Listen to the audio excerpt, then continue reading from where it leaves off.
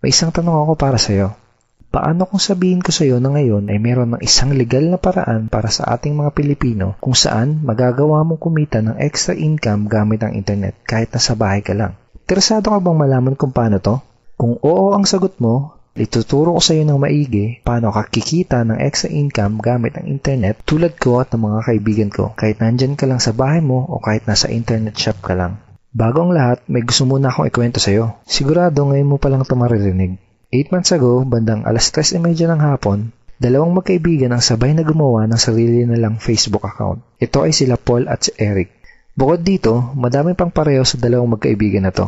Pareho sila ng eskwelahang pinanggalingan, pareho sila ng kurso natapos, pareho silang pamilyado na. Pareho silang empleyado na nagtatrabaho ng walang oras araw-araw, parehong nakikipagsiksikan sa MRT pagpapasok ng trabaho, parehong sumasahod kada kinsenas katapusan, parehong nagbabayad ng mga utang pagkasahod, at pareho din silang gustong makaahon sa hirap ng buhay.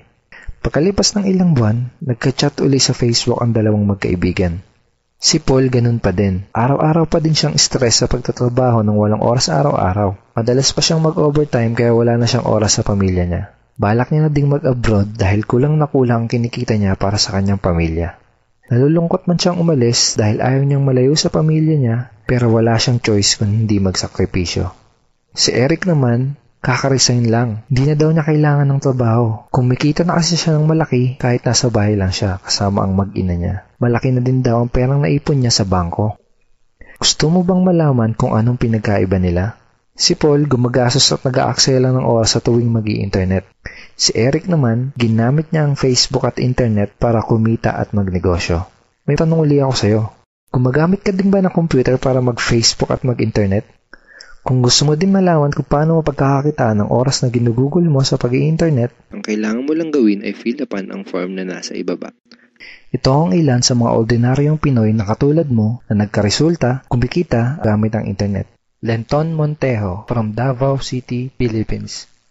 I earned $1,200 in 7 weeks. Jeff Perez from Quezon City, Philippines.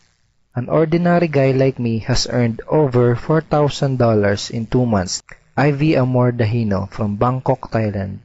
Highly recommended opportunity. I've just mentioned this to my friends. Kiko Javier from Davao, Philippines.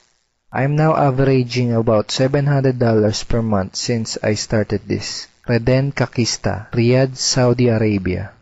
I earned $6,460 using internet only. I'm here in the Middle East working and I'm even earning more than my salary here. Nakakatuwa, di ba? Nung una, naniwala lang sila at sumubok.